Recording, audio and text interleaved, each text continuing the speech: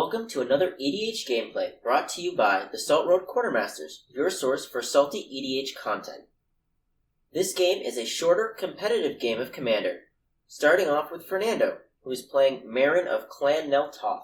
This is a graveyard deck with an Elf Ball subtheme that uses Razaketh and Protean Hulk to assemble various combos.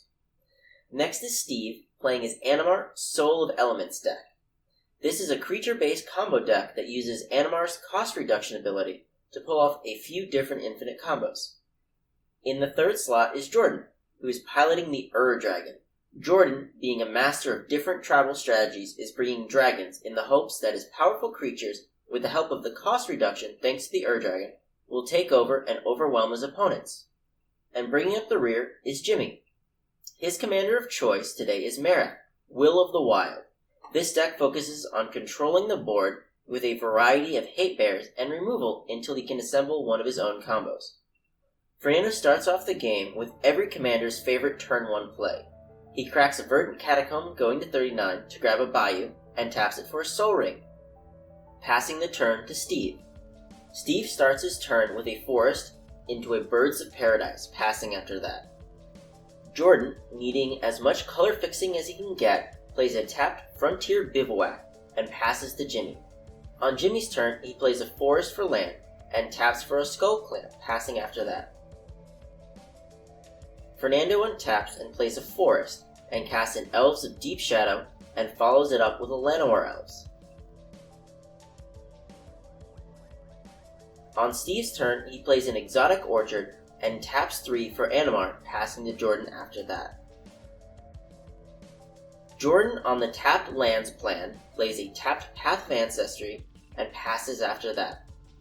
Jimmy starts his turn by cracking a Wooded Foothills going to 39 to grab a Plateau, and uses it to cast an Argothian Enchantress, passing after that. Fernando leads off his turn by tapping a Forest and his Soul Ring to cast a Caustic Caterpillar.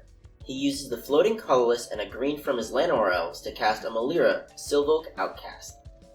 His land for turn is a Bajuka Bog, exiling Jimmy's graveyard and passes to Steve after that. On Steve's turn, he untaps and plays a Taiga for land. He casts a Fauna Shaman, getting a counter on Animar, and follows it up with a Thassa, God of the Sea, getting a second counter on Animar, and proceeds to swing 3 at Jimmy, who takes it, dropping to 36. Jordan, breaking the rhythm, plays an untapped land, a Windswept Heath, and cracks it, taking a total of 3 to grab an untapped Stomping Ground, which he uses to cast Urza's Incubator, naming dragons as it enters. Sadly, having only 1 forest, Jimmy taps it to cast the Utopia Sprawl, enchanting itself, but draws a card off of his Enchantress. He plays a tapped Sacred Foundry and then attempts to clamp the Enchantress to draw even more cards, not realizing it is Shroud and is unable to do that.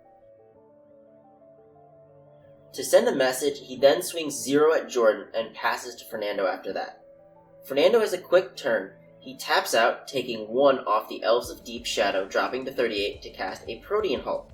Unfortunately for him, he doesn't have a Sack Outlet and has to pass to Steve after that. Steve starts his turn by scrying on his upkeep with Thassa. Not seeing what he wants and fearing the game will not last much longer thanks to the Hulk, he Worldly Tutors for an Ancestral Statue and draws it for turn. Fernando starts to scoop up his cards, but lets Steve continue, seeing that Steve could only make an infinitely large Animar, but would be out of mana after that and unable to get through to him. Steve spends his remaining mana to cast the Ancestral Statue twice, gaining Animar his 3rd and 4th counter. After that, he can recast the statue for free, gaining infinite counters on Animar. After the last cast of the statue, he casts Ulamog, the Ceaseless Hunger. On cast, Steve exiles Fernando's Malira and Protean Hulk, and then casts the statue for the last time, bouncing the Ulamog and recasting it for a second time, exiling Fernando's Caterpillar and Jimmy's Skullclamp. He then swings the infinitely large Animar at Fernando, taking him out, and passes after he plays a Maze of It as land for turn. Jimmy checks the top card of his library and decides to concede, leaving Jordan to try and stop Steve.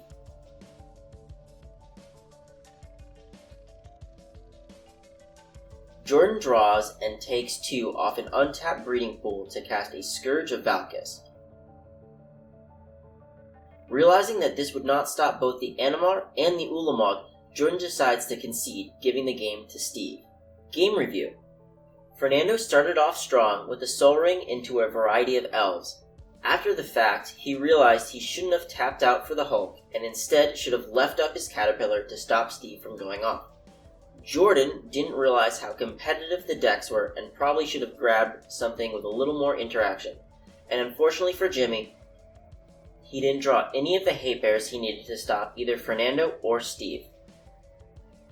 If you enjoyed the game, please consider subscribing to the channel or liking the video, as it really helps us keep creating these gameplays. As always, stay salty and we'll see you later.